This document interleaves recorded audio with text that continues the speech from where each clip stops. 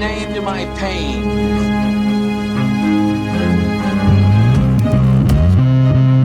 The Batman. Always waiting for some Batman to save you.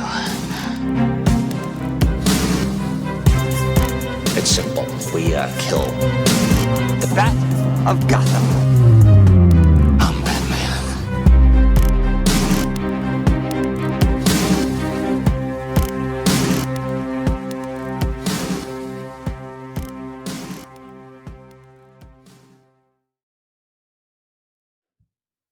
Wow, that's all I got. Hey now. Hey now. Wow. Hey now. All right, so what you thanks to Mr. Tim Sheridan for coming on with us.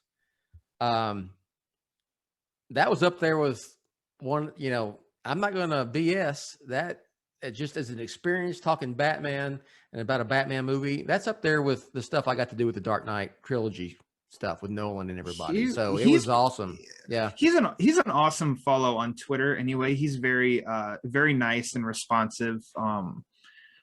And I don't know if anybody ever says anything negative to him on Twitter. I haven't seen. I've just seen positive, and he feeds it right back. He's very positive and gracious. He is. And, and with this, like the adventure of finding a time for us to be able to sit with him and stuff, he's been really awesome and very much like, yep, let's do it. And man, did he delivered such great insight. I get really interested in the behind the scenes stuff of hearing. I love to hear like a writer's process and like I thought a lot of the stuff was interesting as hell. I mean, it was just I was even in my mind had questions. I could go off on a tangent about just the writing process and I was editing process. Stuff out of my head the whole time talking. Like, I can't go down that road because I mean it all starts with the writer, right? Like they've got all of these decisions that they've got to start pulling. Okay, this and all that, and so it's really interesting to me of like a story like The Long Halloween. Like I feel like you'd be like, I'm honored that I have this, but also I'm nervous as hell that I have this position because it's The Long Halloween. And I mean, not only did he deliver like the movie well, but it was really cool for him to open up and give us some of that insight. And he's so passionate too about it, which is also really great to see. Like that was I'm just like staring and be like, Bill, that was great. Yeah, that was fun. Thank you, Tim. You know what? We're going to do. This is going to be a prelude to the interview. So, if you're watching or listening, the insight, like Ryan said, that he's going to give us, that he gives us. He's already done it into the process of making this movie, these movies, which I'm sure will be a movie combined at one point, and just the process of adapting anything, into a film or an animation or whatever was fantastic. And I wanted to ask so much more, but maybe that's for another time. So real quick, let's give a real short review of The Long Halloween, and then we'll segue into our interview with Tim. Go ahead, Ron. Go. I'll go first. As I instantly thought that the movie was, I tried to use like one word sentences of like, it was smart, it was patient, I think it was unique, and it was respectful of the source material while also definitely standing on its own. And I think that's what The Long Halloween should be. It should be elevated. It is a holy grail of a comic book story. And I think the whole team. So yes, Tim was obviously a massive part of that, but there's a lot of people working on an animated movie. Yeah. And I don't know. I've watched it twice. Many more viewings this week are coming, I'm sure. And I don't have any kind of like, well, here's maybe a flaw. Like it is a sharp movie, and I just think it's so smart too. There's little elements that I was watching some of it with my fiance, who's not a comic book person, and she was, she had like that's a witty line, and that's sprinkled without drawing like the elbow. Do you get it? Did you get that? It's very it's very smart in its delivery of a lot of stuff that snaps together. So it's going to be a painful month waiting for part 2. Damn it. Okay, I'm with you all the way. You can read my review on Batman on Film. I've already said I think it is one of the best Batman movies, period, to date. If part 2 sticks to landing, it may be the best. It's up there with Mask of the Phantasm. I know that comes out as sacrilege, but it is that good. I'm not BSing you. I was mesmerized by it. I sat there and watched it. I don't know if I even said a word or moved even an inch from my couch when I was watching it. And I was someone who was always skeptical of them being able to make a film out of it, because it's such a dense story, the comic book, and how you get all that in there. And I never thought it could be a straight up adaptation. And I'm glad they went the inspired by route. And I've said it many times, I prefer that, because it makes the film a little different, and maybe you're not as it gives you a surprise. Is that, you know what I mean? And what y'all will see when he talks about is, and I thought it was brilliant, Ryan, that he talked about that. It's like it's the Long Halloween, but it's a different part of the DC multiverse, And I thought that was smart as hell, the way to describe it.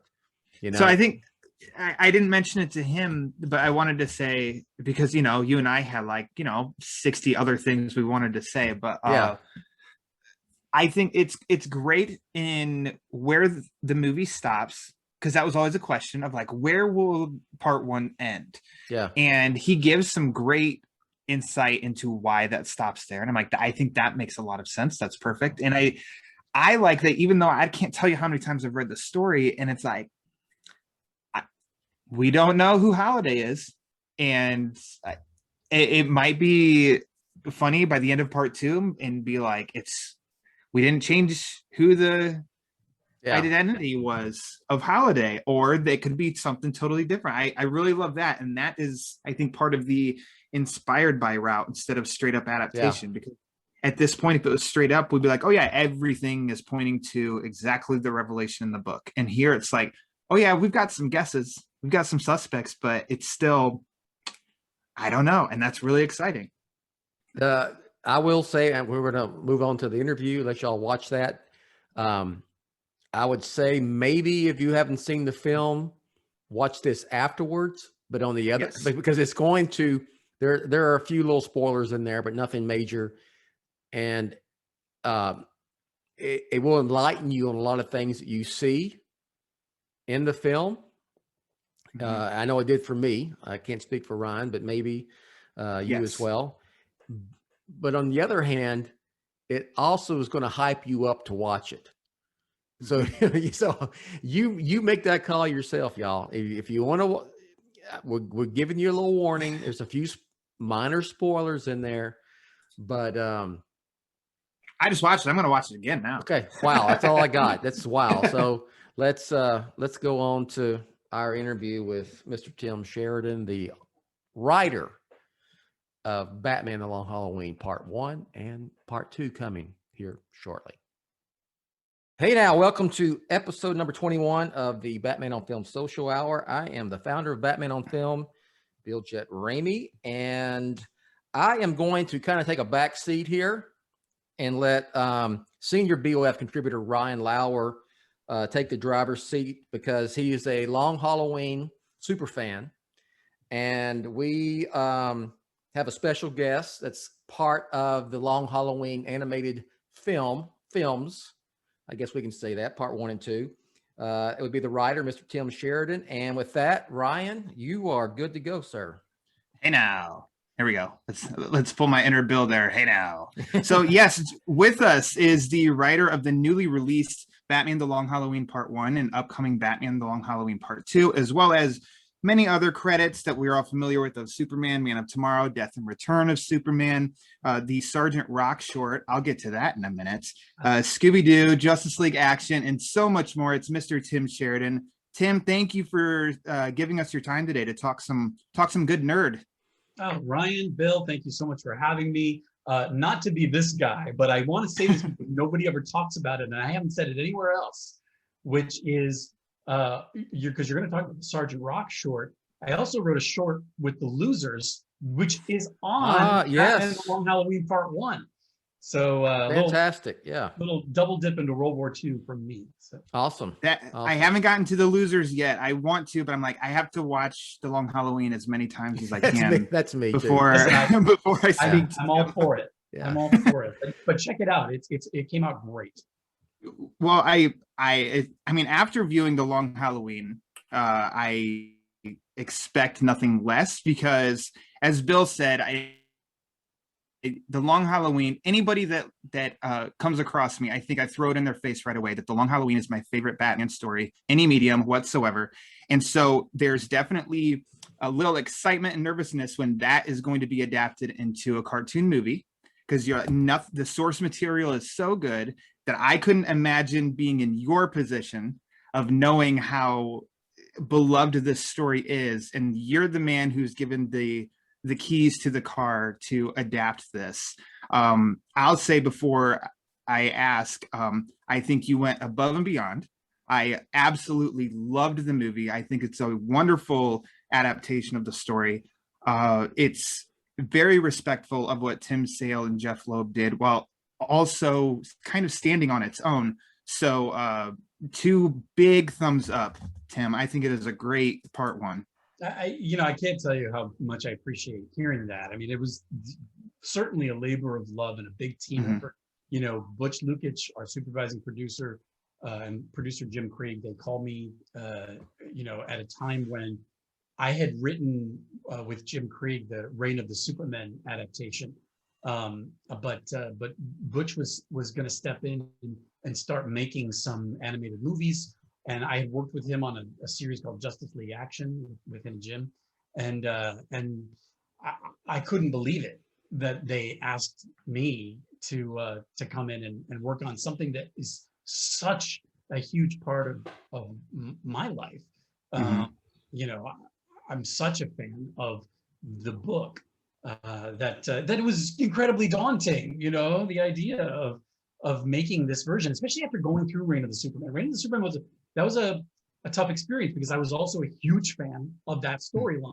Those were the first Superman comics I ever bought, and as a kid, and going through the process of adapting that for the screen, it showed me a lot of things that I didn't expect about how different comics are from movies and the choices that you have to make sometimes. When you're a big fan of the material, it can really hurt to say, oh, we can't really do this thing. We have to do this or lead into this more. And we don't have enough time to do all of this other stuff. And so what you're left with is kind of trying to capture the essence of the thing and the themes that are the most cinematic and the most relevant and important to the story, so that you service the story. You may not be able to tell the plot panel for panel, and shot for shot, but you can tell the story. And that is something that we learned, that I learned, that these guys already knew, but I learned on Reign of the Supermen. And so that was what prepared me to come in and work on Long Halloween, which I have to tell you is a whole other animal with its own challenges. But at least, I don't think I could have done it if I hadn't gone through the experience of Reign of the Supermen. Was it always going to be a inspired by adaptation? Because in the past, we've had Year One, we've had Dark Knight Returns, which are literally the comic book brought to animated life. And then I'm more of the inspired by fan, because I've read all that stuff and it makes it fun to watch a different interpretation that may have a different spin on things. You know what I'm saying? I know exactly what you're saying. And I think had we been doing a different story, like Dark Knight Returns or Year One, the way that the story plays out in comic book form, we could have done something that would be, you know, very close to Long Halloween if we were doing a 13 episode series where each episode was one of those months on the calendar. But we could have gotten a little bit closer if we did that. But we knew we were making, when we first started, we were making one movie. And so we knew that we knew that was going to be the case. And that presented challenges because, specifically for Long Halloween, because Long Halloween has a very particular spine that is the calendar, right? The movie plays out over the course of these 13 months or these, you know, this number of months, and we hit all of these holidays, and that's an important part of the story, and it's the framework of the whole thing. But to adapt that into a movie experience, which is going to be maybe 85 minutes, you're just sort of like, you know, you hit a holiday and you move on to the next thing and you move on to the next thing, and it would have been a sort of runaway train of a story that really should be the feeling of reading the books as they came out monthly in 96, 97 was, it felt like an eternity waiting for that next month. It felt slow because you had to wait a month for that next thing. So if we were doing a 13 episode series where each episode dropped every month, maybe it would have been something more like what you're talking about, but that's not the business we were in. Yeah. We were in the business of making, movies with Warner Home Entertainment. And so it was always going to have to be an adaptation that would adapt the story and the essence of it as best we could for a new medium. So that was always the goal. We went in thinking, how can we be as faithful as we can to what this story is, and do it as a movie, but still have it feel like you felt when you read The Long Halloween. Sure. And that was our guiding light through the whole process. I look at what we did on Reign of the Superman, and I'm very proud of it. I think that in order to serve the greater arc of the movies that we were a part of at that time, there were different decisions we had to make. I mean, chief among them was replacing Mongol with Darkseid, who was a character who was part of that universe and was known by fans, and it made sense for him to be orchestrating what was going on rather than the character of Mongol. And but those kinds of things for a fan of the books every time we did something like that, I thought, ooh, I know that we're keeping the essence of what this is, but it's not exactly word for word, panel for panel, and that's just something that I had to get over. And I think that once I did, I was able to sort of appreciate it better, what we were doing and what the product was. Right on. That movie it's still Reign of the Superman. And The Long Halloween is The Long Halloween. Yes, sir. But we exist in a different part of the multiverse from the book. And for me, it's about a celebration of the source material. If our movie makes you go back and reread the book because, I remember this scene and I like the way that it played out here, and or maybe you like the way we played it out in the movie more, but you'll go and read the book again, and you can enjoy all of it. Like nobody is telling anyone that, well, ours is the right version now, so you have to watch the movie. No. They are meant to live side by side in this DC multiverse of entertainment, and that's incredibly freeing. Yeah. So when they gave you basically the Holy Grail here and said, you've got The Long Halloween, do you have roughly do you have a few months? Do you have a few weeks? What's basically your timeline? And then how do you start knowing that you've got this 13-page or 13-chapter book to adapt into one movie at the beginning? Like you said, it was one movie. Yeah, sometimes it really varies on the project. Sometimes production schedules, make it so that you find out that you're doing it, and there's times when you have 5-6 weeks to write the script, and that's a it's a tall order, Sure. especially when you have a lot of source material, a lot of stuff to go through, and you want to be faithful. That wasn't the case on Long Halloween.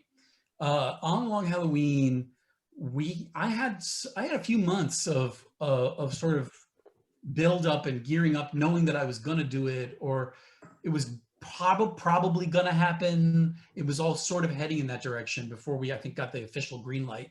And so I had been away from the Long Halloween for a few years. And so I took that time to go back and start making my plan, because I knew once we got the green light and once we began production, in the way these things work is everything sort of depends on what the last guy did. And the first guy in the process is the writer.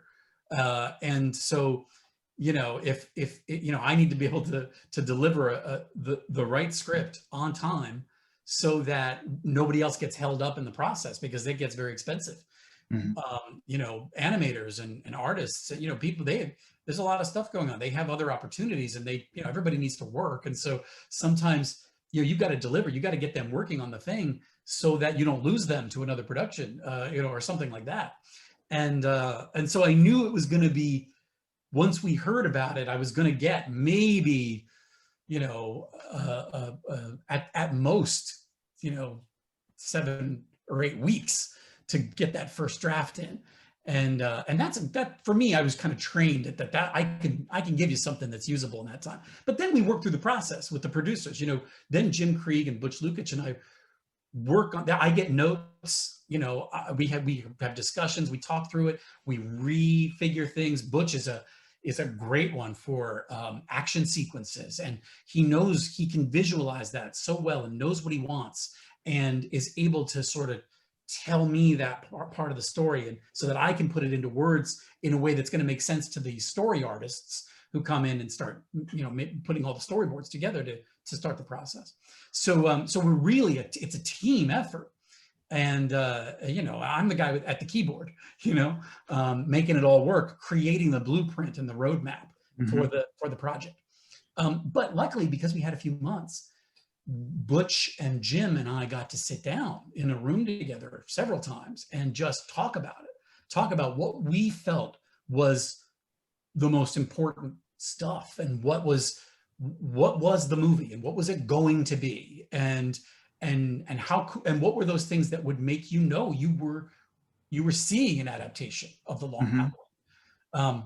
And we talked to some fans and friends that we had who were fans, and we wanted to know, well, what do you think? What's the standout for you? One of the big things I asked people was, who is Holiday? And you would be shocked, or maybe not, to know that the wildly varying answers I got from people. And so that was something to take into consideration going in to adapt, the story. So we luckily were able to do a little bit of preparation like that. We don't always get to do that. But we hit the ground running because we were all fans of the book, and we knew it, and then we were able to start talking about it right away, and start framing it right away. Now, before I go on for a million years, because but then once we were like good to go, I sat down and started breaking out the story, and I said, I can't do this in one movie without. That was my next question. Without fundamentally changing it. Like it would be a sort of Long Halloween, but it just wouldn't be the same thing. So to do it over the course of 2 movies gave me more breathing room to have that experience of waiting. For the next month, and some more clues and some more information. And this story doesn't work without that, I think. And so happily, everybody wanted to make, 2 movies. And so that was a very easy sell right at the beginning. I said immediately, let's do 2 movies. They said, we're going to do 2 movies. So perfect. It was great. That's definitely what I wanted to follow up with. It's first, like, how far into the process did you realize this is a 2-parter, and then was it hard to convince to get that approval? I'm like, nope, let's make it a 2-parter. there was no difficulty at all. Everybody at every level. I never heard one word of someone questioning it. That's great. Because everybody was making the same movie. Everybody got it. They all knew the story, and they all thought, yeah, that sounds right. And to the part, I've said this before, it's only half joking. I said, once they said, yeah, okay, 2, so easily, I said 3. Wisely, they'd all dial me back at that point, because then it would have been like the interminably long Halloween. Yeah. I think 2 was right, especially for this story. If you know anything about this story, 2 is an important number here. And I looked at these movies. We didn't just make one movie and cut it in half or anything. I looked at these movies. They're 2 different movies. And the first movie is the beautiful, pristine, unmarred side of the coin. And the second movie is the faster and dirtier and marked up side of the coin. Nice. And so that's and I think that's in the book. There's a point in the book when things sort of take off in a way that it starts feeling like, there's just a lot coming at you, and it's happening a lot faster. The pace picks up. And I felt like we needed to have that experience in these movies. So I had one of our other Batman film contributors asked me, he's waiting for both parts to come out to watch it back to back. Cool. I know. And he said, does it feel like don't tell me anything, but does it feel like, is there a cliffhanger? I said, there's not a cliffhanger per se, but it feels complete, and it feels like that you're satisfied with part 1 as a film, but also at the same time, you're super excited to see what happens next. I mean, there's no question that part 1 you feel like you're being set up for the ride of a lifetime that's coming up, because it's spot on. Yeah. Because there is groundwork that has to be done. And I don't just mean in terms of like filmmaking, right? I just mean for Batman. One of the things I never really thought about, I feel like an idiot to say this, but one of the things I never really thought about when reading the book, but that hit me very early in the adaptation process was, they don't know that they got a serial killer until at least Thanksgiving, because it's only one murder. So, and there's a lot of book that happens in, between Halloween and Thanksgiving, and then it's only on Thanksgiving that you got a serial killer. So it's really Christmas when you start really seeing them working on the idea that they've got a serial killer, and that's where the case, and so there's a lot of set up for the story and for these characters that has to happen. And so I think that there is no question. It does feel like you could watch it and I could understand someone saying, asking, does it, is it its own thing, or is it just a cliffhanger that's leading you into the next thing? Well, there is a cliffhanger, but it's not just a cliffhanger. Sure. yes, absolutely. The way I see it, and I don't want to spoil anything, but the way I see it is, yes, like you said, there is a resolution in the ending of part 1. There is a resolution, but it's not necessarily a particularly satisfying one. It's like it's a resolution that makes you realize there's more work to do here. Speaking of more work to do, I love the fact that Batman is like, I'm gonna paraphrase the line, but it's something like, I didn't know I was gonna have to be this kind of detective or this much of a detective, and he's stumped by this case, and it's starting. Maybe tell me if I'm wrong about the way I interpreted it, but he's starting to get consumed with what the hell's going on in Gotham, Yeah, no, I mean, thank you for calling out that line. I think a lot of Batman's whole story hinges on that line. It's in this story, and I think that it's there in the book, but I think we maybe sort of polished that up and elevated it a little bit to really make that theme pop in a movie, because we wanted to know what's Batman's journey in this movie. And we knew going in, first thing we sat down and said, well, okay, we see this as year 2 for Batman. the thing that's complicated about this being year 2 in this story is that a great chunk of the classic rogues gallery is behind bars or is in the asylum, right? So if it's only year 2, he's been doing a pretty good job, right? Like, what's he been doing? So we thought about it, and I said, the idea, I think, is that he didn't know that detective work was something that he had to do. He's not yet the world's greatest detective. That's something that he learns working with Jim Gordon and Harvey Dent in this story, I think. And so he says that line about, I thought it was just going to be about putting on a costume, scaring him off the streets, putting him, in jail, using my fists, kind of a thing, Yeah. And it turns out there's so much more to this. Oh, I love that part of it. I did, and you pointed out that it was like a turning point, or I just said wow when I saw that in the movie, for real. So that's I think great. I started to view Batman differently in the movie with that part, and I started to notice like this is not like bragging, but how many times I've read The Long Halloween. I know it's earlier on in his career, but we still see him pretty flawless in The Long Halloween. In the adaptation, you give that line, and he didn't know he was going to have to be a detective, and then you realize like, oh yeah, I guess this is like, oh yeah, this is early on. We're going to still see him make mistakes, and then it stands out that his fight in Chinatown, though he does some really great things, he takes a shot to, like, he gets wounded, and it's like, whoa, that's Batman. He got wounded. He's wrong about Alberto. And you can see that he just seems defeated.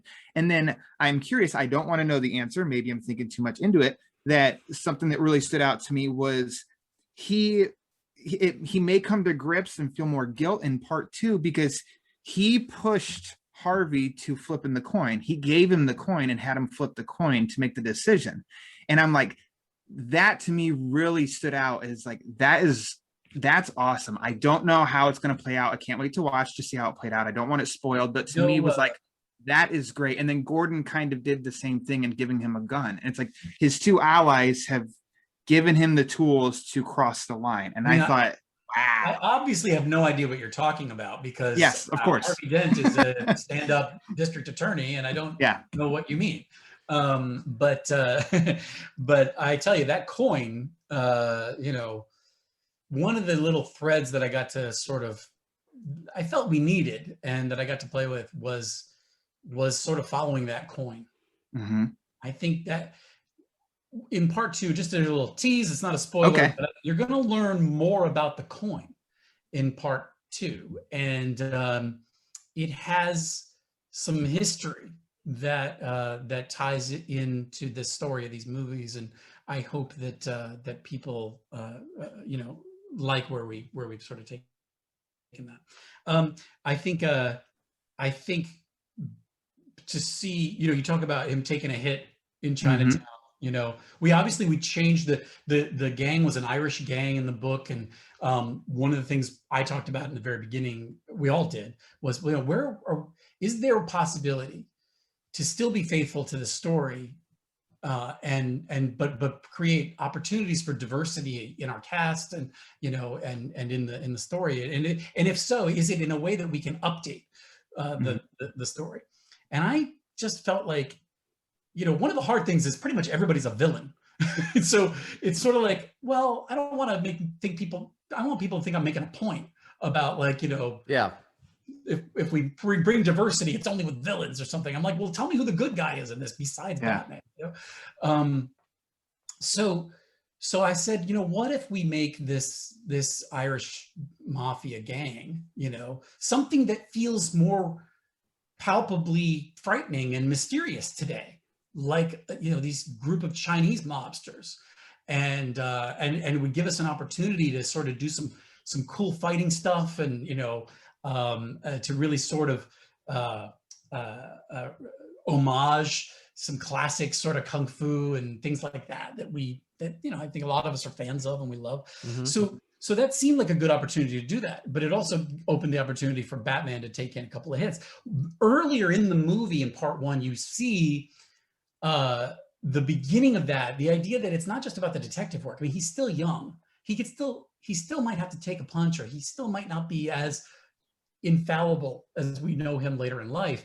During the chase sequence with Catwoman, he's had a hard time keeping up with her.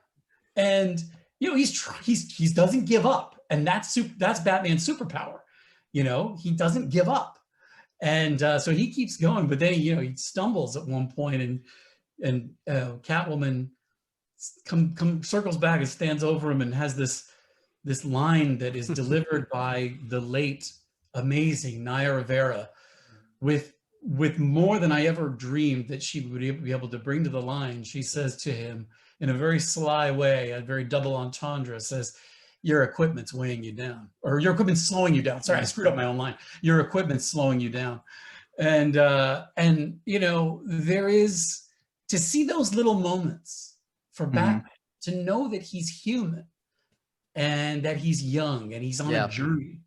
I think it's important. He can't just be this Deus Ex Machina perfect character in a movie like this. We have to see, because this is a movie about Gotham City's growth. It's about everybody. It's about a page turning and everybody assuming a new role. And we have to see that with our protagonist as well. I think that stuff is in the book. I just think that, we took some choice moments to try to elevate it so that it became really cinematic. That journey for him. How did you? Now this is. Oh, go ahead, Ryan. Go ahead. I was gonna say, now this may be a little bit of a deep pull, but by any way was that Batman Catwoman first chase inspired by Tim Sale's short story Date Night? Have you ever read that one? Oh yeah. Yeah, it was okay. That's instantly what I felt. No. Hang on. Let me say, I've read the story. I can't tell you specifically that it was inspired by it. All I can tell you is I get asked this stuff all the time, and I'm like, it's funny. I don't typically think of those things in the moment, but then I look at them later and I say, oh, I was pretty heavily inspired by another thing. For instance, you notice it. We added a couple of scenes to bookend. You see the beginning of the movie is, if you know the book, you know that it begins on around. It kind of begins before Halloween, but if it begins on Halloween, it kind of ends on Halloween. And but Halloween didn't get a big depiction as a holiday in the book. And to me, this story, in terms of the way we were telling it for the screen, it's very much a story about family, about the Falcones and the Waynes and the Gordons and the Dents, and how their service to this idea that is Gotham City has affected those families and changed them, and in some cases really hurt them, and or is going to hurt them, or is hurting them now. They're all going through it at different stages, those families. And I felt like, well, let's have a scene. Let's open Act 1 with a Halloween scene. Let's see what is trick-or-treating, around Wayne Manor, and what does it mean to them, and let's see what it looks like at the Dent's house and the Gordon's house. Yeah. Sort of to set up where we're going here in terms of the family arc for the story. And I was like, I'm such a genius, and and then lately, I don't know, well after the movie was in production, I was like going back through and rereading stuff, and I was like, oh, wait a minute, this is so reminiscent of and inspired by the Haunted Night story. Yeah. The Christmas Carol story, where we see Halloween at Wayne Manor, and I'm like, oh, that's where I stole it from, from the guys themselves, Loeb and Sale, So it's actually a happy thing when that happens, when I realize that it wasn't just invented out of whole cloth. It very heavily is inspired by the work of the the guys that brought this thing to life in the first place. I like the fact that the movie shows how important and influential the Long Halloween is, because you see the little bits of similarities in some places with that and what Nolan used with his inspiration with, from the Long Halloween in the Dark Knight. And especially the Dent Gordon Batman relationship, And he really did the pile of money in the warehouse. Yeah. I mean, that was early on, we were like, that's kind of like, everybody's seen that already. It was co-opted. That particular scene for Dark Knight to great effect. I wonder if somebody in the room said, I wonder if we should sort of change that and not have it. And I said, no. I said, it's a very important scene. And there's some dialogue that I think that happens between panels in the book that when you read between the lines, which is how we read comic books, right? When you sort of read between the lines, there's other stuff in here. There's some subtext that for cinematic reasons could be made into text to sort of help this way that we're telling the story. And so I felt like it was still important to have that scene. And I believe once we sort of looked at it in the script, it made sense to keep it. Was it a constant struggle for you of scenes that you're like, I want to keep this in, and this just doesn't work? Because as we discussed already with Chinatown, that's different from the Thanksgiving chapter. And I noticed that right away, of not, in a sense of it's not the jailhouse switch, but you start to see of how, well, what you did, it all informs that rest of that part, because Harvey's the one that's in the hospital bed, and that puts him to escape and leads him to Gordon. Gilda's sitting there, and they get the flowers from Falcone, and we hear about that later on. So you understand the changes that are made. It's like, because it totally informs every beat of the story going forward. And I didn't know if that was such a struggle for you, but I really like this, but it just does not help with where we're taking the story. I'll tell you, there are two parts to that. One is, one of the goals was, wherever possible, if we're adding what we call Bondo, which is this extra material that kind of helps bridge stuff that we either had to cut for whatever reason, plot-wise, or it's just is to inform character and story, to try, if anything, like there was new information from the book that we had to, then the book that we had to put in. We tried as much as we could to make sure that it was additive and it didn't negate anything that happened in the book. So the chase and the fight with Mickey Chen and Chinatown and that stuff is, you see some of that in flashback in the Thanksgiving issue of the book. But we felt that if we put that at the beginning of that sequence, it would give us an opportunity to have some action, which you kind of really need at a certain point in a movie that is kind of an art house Batman movie with a lot of people talking and a lot of feelings and things going on. But we really felt like, well, we need to sort of up the pace a little bit here to get people to understand the stakes of what's going on. And so that made sense to do that there, to lift it out of flashback and put it into the sequence of the movie, and see more of it than we saw in the book. But the cutting of the jailhouse switcheroo, I have to say, some things, to answer your question, yes. Some things I thought, oh, I really want that, but it doesn't work, and I can't, I have to move on. And know that it's always there for me in the book. Like, I can always go back and read the book and it's there. And hopefully what I'm doing isn't going to negate that. That could still happen in between panels, in between scenes, in between moments in the film. But the jailhouse thing, I think, as I recall, came out of our goal, and I haven't really talked about this, but we said when we started this process, we said I'm gonna write a script that we can make into an animated movie, or someone could take and make into a live action movie. And, oh, hell yeah. And that I don't want you to feel like this only could have worked in animation. And I think the jailhouse switch with the, rubber mask Harvey thing works in comics to great effect, and would have worked in animation to great effect. But in live action, I don't think you could pull that off believably. That's a really good point. And so to me, I thought, well, and we needed to sort of truncate that beat anyway. And that was easy for me. Plus, it had to be more about, instead of, I think in the book, Gilda is injured in the explosion, and Harvey is doing the jailhouse thing. I felt like it needed to be that Harvey was the one who was injured, and we needed to sort of see that the drive, the fuel that gave Batman and Gordon to press on and move, and move up the pace of this investigation. it also gave us an opportunity to surprise longtime fans of the book and think, wait a minute, are they going to do something with Harvey this early?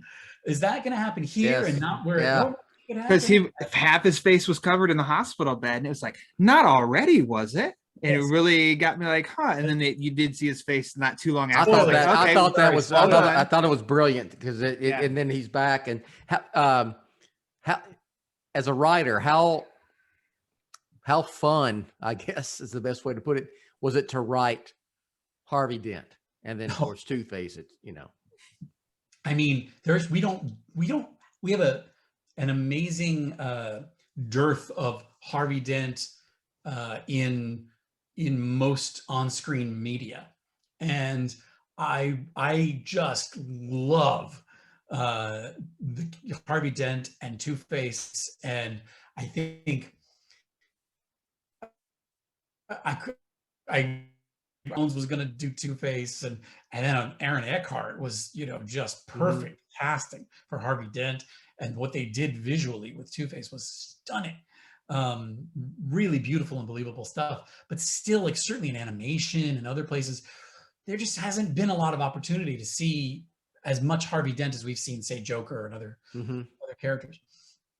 So yeah, huge, as a big Harvey fan, it was hugely exciting. But here's where it got really exciting.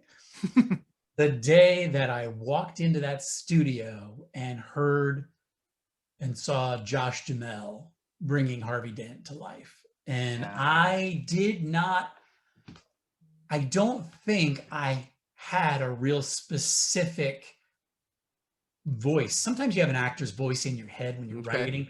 Whether they end up being the character or not, it helps you in the writing process. I don't remember having a specific Harvey Dent actor voice in my head. And then Josh just won me over in the booth that day. And I thought, yes, this is Harvey. This is everything. It's such great contrast to what Jensen is doing as Batman, and what Billy is doing as Gordon. And I just, you know, I had nothing to do with it. All I can do is say thank you and congratulations to the casting folks and all the people who were responsible for bringing in those guys and this whole cast. The cast is incredible. Any one of them could play these roles in live action, much to like what I was saying about how I scripted it. The idea was this is a movie that could happen in live action, but it happens to happen in animation. You could see this cast doing this movie in live action. Voice cast was excellent. There was not one character's and one actor's interpretation that I thought, that's a little bit off. No, they were spot damn on the whole. I've been one of them. Being a lucky writer is what that is. I've been a Jensen Ackles fan since Supernatural. That got me. That made put him into my view, you know. And I thought he, in such a good way, he was unrecognizable voicing Batman. I think you really have to just kind of tone in and be like, is that Jensen Ackles? It just doesn't sound like him, and I mean that in such a good way. I thought that he delivered a new Batman and Bruce Wayne voice that definitely fits into the best of Batman voices. But it was still his own version, and it felt like a younger Batman. Yeah. So now we come to the biggest moment of being a lucky writer in my life, which is just those two words, Jensen Ackles. You know, I was a fan and I laughed about how he was straight out of Central Casting for Batman. How come nobody's made this guy Batman yet?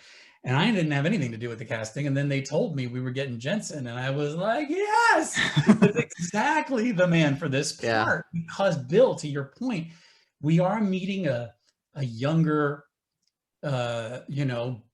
Batman who has a different edge to him than, you know, look, I've gotten to write for the best. I mean, I've gotten to write words for Kevin Conroy's Batman, you know, and Kevin Conroy is not only one of the greatest actors, but maybe the biggest, you know, Batman of all time. Jensen's giving him a run for his money. I tell you, I think you're right. He was able to bring. Kevin did it to great effect about sort of differentiating Bruce and Batman. Sure. Yeah, he really did. Absolutely. Set that tone and that stage in a way that no one had before. So Jensen gets to do a similar thing, but he brings what is uniquely Jensen to it. And you get it not only you hear it in the Batman when he's in the cape, but you also hear it when he's Bruce Wayne. And he brings stuff that is uniquely him to it. And that is everything. He just, every line, you know, while I sat there captivated listening to Josh record, every time Jensen delivered one line, I went running around screaming, just like couldn't believe what I was hearing and what he was doing. And I had the pleasure of getting to watch him do it. Wow. And because this, you know, we call them voice actors or voice acting, but they're actors. Mm-hmm. They're there embodying these people in front of you, which isn't something that everybody gets to see. Mm-hmm. And so I was very fortunate that Butch Lukic and Chris Palmer, the director, and Wes Gleason, the voice director, you know, allowed me to sit in there and enjoy the experience of seeing these guys do their work. Incredible cast. I can't leave without saying, I can't leave that there without saying just something about the great Naya Rivera. I mean, it's such a tragedy that we've lost her. But her Catwoman elevates Catwoman and tells you, I can't wait for people to see part 2. Mm-hmm. She brings such new dimension and depth to Selina in what could have been, and is sometimes in comic book media and entertainment, you know, could have been sort of just the femme fatale role or something like that, and a detective noir story. No, that wasn't what she brought to the table, and she gave us this just inspired performance and made me fall in love with Catwoman all over again. And I wish that we could hear her and see her playing Catwoman. She brought a lot of personality, came out of that animated character and brought it to life. That's just, I really, the way the process works, remember, like I said, it's a chain where we all affect each other throughout the process. I work with the producers, right? But I deliver a script. And then the next thing we do is record the actors. Yeah. And they will record from the script. And then the next thing that happens is that the artists start storyboarding the story. Mm-hmm. And they're doing it usually with the track of the actor, doing the lines and playing out the scenes. And so what you see on screen is informed by what the actor has brought. Almost always. Sometimes it, doesn't quite work out in every sequence that way because of the way things are done. But yeah, what you're seeing is a partnership and a team up of creating a character from the writer to the actor to the artist, and they all of us work together in this sort of daisy chain to give you that sort of performance. Chief among them are people like Naya and Jensen and Josh, who, just color the whole thing. I should also say David Desmalchin as Calendar Man, who brings so much to something, to in a supporting role, that so much that when I was there, I was listening to him record, and I ran home. I was in the middle of scripting part 2, and I was trying to find opportunities for more Calendar Man because I just wanted to hear it more. It was so inspiring to me, what David was doing, that I wish I could have just right that day pitched a Calendar Man spinoff and just which he would have done, because that guy is so excited. And first of all, he's in everything, but he's Polka Dot Man. Yeah. What's great about David too is, remember, he was in his first on-screen role was in The Dark Knight. Inspired by The Long Halloween, and now here he is in The Long Halloween.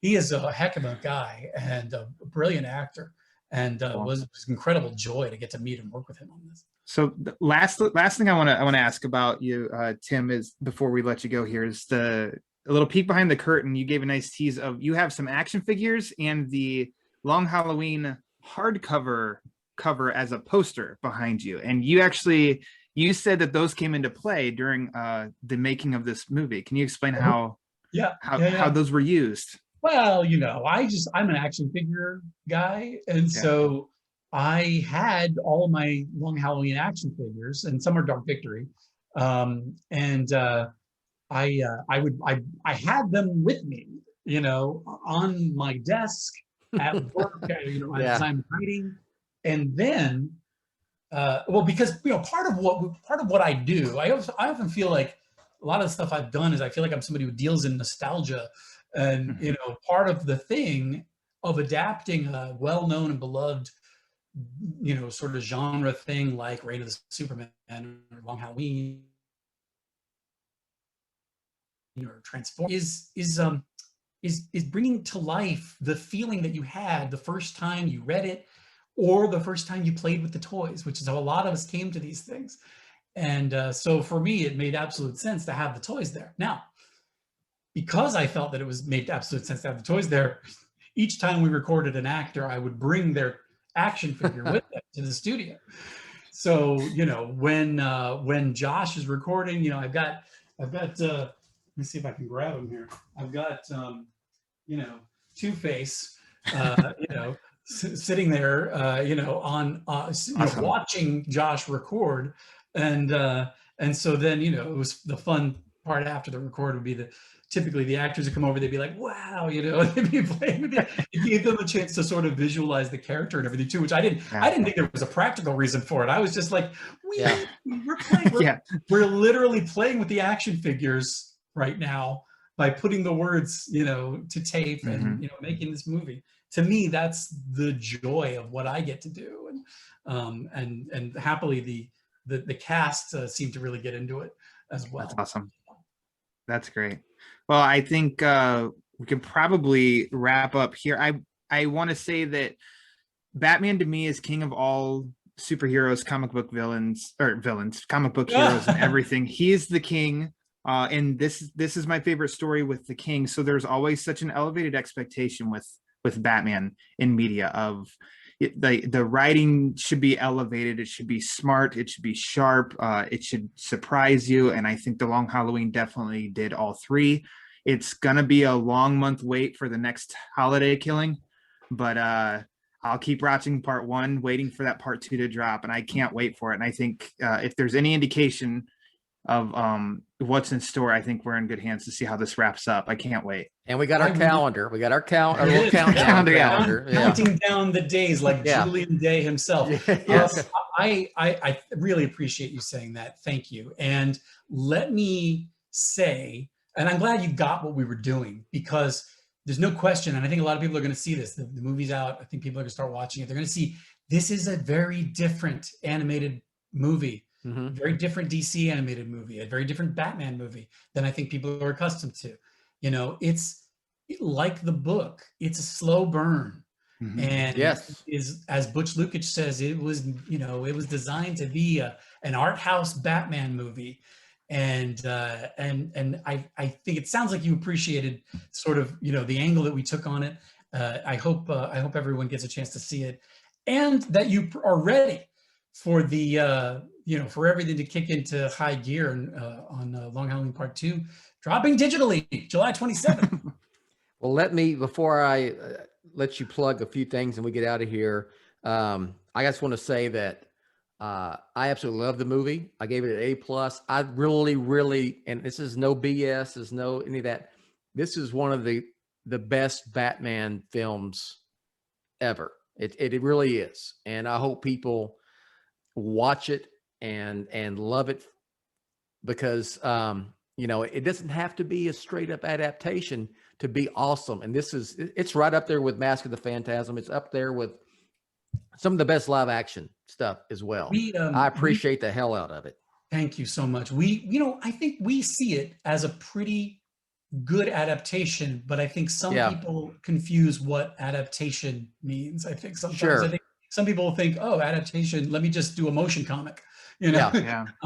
No, we really try to be true to the essence and what we think The Long Halloween, you know, look, it's a work of art, the book, and works of art are interpreted in all sorts of different ways by all sorts of different people. What you're getting is our interpretation put on screen, and, you know, I'm glad that it matches and that it fits for you, and it doesn't you know, get in the way of your love of the book at all. For me, it's a celebration of the book, and I hope that people will keep reading that. Well, it's clearly that comes out. The celebration of the book comes out in the film. So real quick, I want you to plug before I ask you. So you excited for the Batman, Matt Reeves, the Batman, Robert Pattinson? Oh, which I'm representing that today. You've seen in the news, you know, look, we started working on Long Halloween.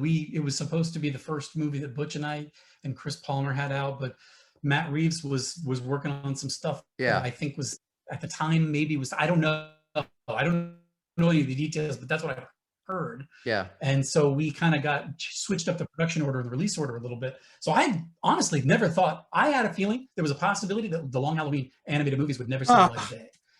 And I lived like that for years, thinking it wasn't going to happen. So, and then we found out that we got the green light. We got to go ahead and release them. So that was wonderful. I'm so excited. I mean, look, I consume all Batman media, and the thing that it looks like, now I don't know anything about what Matt's doing, but what it looks like is that we're going to get Batman as a detective on screen. And as you can tell from the Long Halloween adaptation, part 1 and part 2, I think we haven't had enough Batman as a detective. We've gotten a lot of Batman who thinks his job was just going to be putting on a costume and scaring criminals and beating them up and getting, you know, but there's more to his job. And I think it looks like maybe we got a chance with Matt Reeves that he's going to depict some of that. So I'm excited. What about Michael Keaton coming back for another go? Listen, we're talking about my Batman. Okay. You know, listen, I was a staunch Michael Keaton fanatic as a little kid watching that movie. I said, Michael Keaton is my Batman on screen, and that's what it's going to be. I mean, you know, Jensen, man, he's changing the game for me. I got to tell you. I saw him in a Batman costume he wore at Halloween at one time, and I was like, that dude. I mean, he could have played Batman. He had already recorded Long Halloween at that point. He couldn't talk about it. He was, you know, we all wanted to talk about it, but we couldn't. Well, plug whatever you would like to plug, sir, and then we'll let you get out of here. People are going to get sick of hearing from me, which is good, because you won't hear from me for a little while after this, because I know, because of the way animation and things work, that you won't see a lot coming out from me. But if you like Long Halloween, you like what I'm doing, pick up. I got some comics happening at DC Comics right now. Every month you can read Teen Titans Academy. We're only on issue 4, so jump in. I got a Shazam 4-part miniseries coming out from DC Comics. I worked on a show called Masters of the Universe Revelation with Kevin Smith. It's going to be on Netflix in July. I did some Dark Horse Comics tie-ins to that series as well, coming out next month. You know, just a lot of fun things happening, but more than anything, you know, I'm very eager for the guy who thought maybe these movies would never see the light of day. I can't wait to share Long Halloween part 1 and part 2 with everyone, and I hope that everyone has a good time, has as much fun enjoying and revisiting this story as we had. Awesome. Well, that's perfect way out, except maybe Dark Victory sometime. Would you like to, you know, Dark Victory maybe sometime down the line? Also those Haunted Night. Yes. You know, give us a Halloween movie, all the Haunted Night. That'd be amazing. That'd be great. All right. But you know, hey, if I was running things, it would be, you know, all Loeb sale books all the time being adapted, because I love those stories. Well, thanks very much, Tim. We appreciate it a lot. From the bottom of my heart. We love the movie, and maybe we come back on in a month or so, and we'll talk about part 2 when it comes out. That would be fun. Awesome. Awesome. Thank you. Thank you. Take care.